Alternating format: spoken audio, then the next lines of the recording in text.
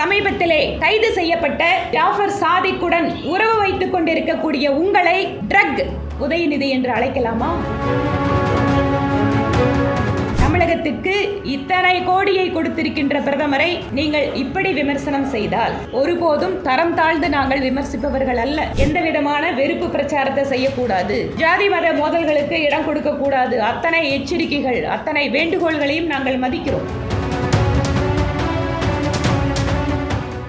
தேர்தல் தேதி அறிவிக்கப்பட்டிருக்கிறது. தமிழகத்திலே முதல் கட்ட தேர்தல் பட்டியலேயே நம்முடைய மாநிலம் வந்திருக்கிறது. தேர்தல் ஆணையத்தினுடைய தேதி அறிவிப்பில் கூட காங்கிரஸ் மற்றும் திமுக கட்சிகள் ஒரு அரசியலை பார்க்கிறார்கள், விமர்சனம் செய்கிறார்கள். இந்த நாட்டில் இருக்கக்கூடிய பல்வேறு அமைப்புகள், அது தேர்தல் ஆணையமாகட்டும், உச்சநீதிமன்றமாகட்டும், மற்ற நீதிமன்றங்கள் ஆகட்டும், அத்தனை பேருக்கும் ஒரு சமமான பொறுப்பு இருக்கிறது.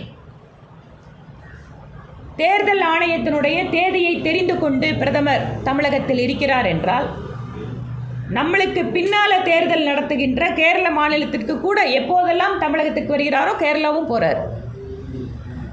அப்போ அதை எந்த கணக்கில் இவங்க வைப்பாங்க? ஆக தேர்தல் ஆணையத்தின் மீதாக பழி போடுவது என்பது தேர்தலுக்கு முன்பாகவே அவர்களுடைய தோல்வியை ஒப்புக்கொள்கின்ற செயலாக நாங்கள் பார்க்கிறோம். நேற்று பிரதமர் மோடி அவர்களை மாநிலத்தினுடைய விளையாட்டுத்துறை அமைச்சர் 28 பைசா என்று அழைப்போம் என்று இருக்கிறார். யூபிஏ அரசாங்கத்தின் போது 10 ஆண்டுகளாக கூட்டணியிலே நீங்கள் ஆட்சி செய்திருக்கும் போது கொடுத்த தொகையை விட தமிழகத்திற்கு பல மடங்கு அதிகமாக கொடுத்தவர் பிரதமர் மோடி அவர்கள். இங்கு கிடைக்கின்ற வரி வருவாயை மற்ற மாநிலங்களுக்கு இருக்கின்ற அதே விகிதாச்சாரப்படி தான் நம்மளுக்கும் தமிழகத்துக்கு கொடுத்துட்ருக்காங்க. இதை தாண்டி தமிழகத்திற்கென்று சிறப்பு திட்டங்கள் பிஜேபி ஆட்சி செய்கின்ற மாநிலங்களை விட அதிகமாக தமிழகத்திற்கு மத்திய அரசு, மோடியுடைய அரசு செய்திருக்கிறது. 11 மருத்துவக் கல்லூரிகள் தமிழ்நாட்டுக்கு தான் கொடுத்தாங்க, பக்கத்தில் கர்நாடகாவுக்கு கொடுக்கல. டிஃபென்ஸ் காரிடார் யூபிக்கு கொடுத்தாங்க. யூபிக்கு அடுத்தபடியாக மகாராஷ்டிராவில் கவர்மெண்ட் இருக்குது, குஜராத்தில் கவர்மெண்ட் இருக்குது, அங்கே கொடுக்கல பிஜேபி, தமிழ்நாட்டுக்கு கொடுத்தாங்க.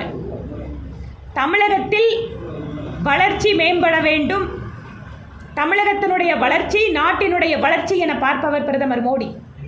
ஆனால் அவரை தரக்குறைவாக 28 பைசா என அழைப்போம் என்று சொன்னால், அப்போது விளையாட்டுத்துறை அமைச்சர் சமீபத்திலே கைது செய்யப்பட்ட ஜாஃபர் சாதிக்குடன் உறவு வைத்துக் கொண்டிருக்கக்கூடிய உங்களை ட்ரக் உதயநிதி என்று அழைக்கலாமா?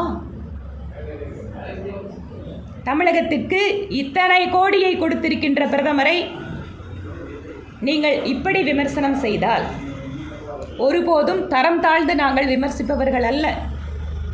ஆனால் உங்களுடைய நிலையிலிருந்து நீங்கள் பிரதமரை தரக்குறைவாக விமர்சித்தால் அதற்கான பதிலடி நிச்சயமாக கிடைக்கும். தேர்தல் கமிஷன் நேற்று பல்வேறு நிபந்தனைகள், வேண்டுகோள்களை வைத்திருக்கிறார்கள். எந்த விதமான வெறுப்பு பிரச்சாரத்தை செய்யக்கூடாது, ஜாதி மத மோதல்களுக்கு இடம் கொடுக்கக்கூடாது. அத்தனை எச்சரிக்கைகள், அத்தனை வேண்டுகோள்களையும் நாங்கள் மதிக்கிறோம். தமிழகத்திலே திராவிட முன்னேற்ற கழகத்தினுடைய கடந்த 3 ஆண்டு கால ஆட்சி முழுக்க முழுக்க மக்களுக்கு எதிரான ஒரு ஆட்சியாக இருக்கிறது. ஒரு பொருளை விடாமல் அத்தனை பொருளுக்கும் விலையேற்றம், சொத்து வரி உயர்வு, தண்ணீர் வரி உயர்வு, மின் கட்டண உயர்வு, பத்திரப்பதிவு.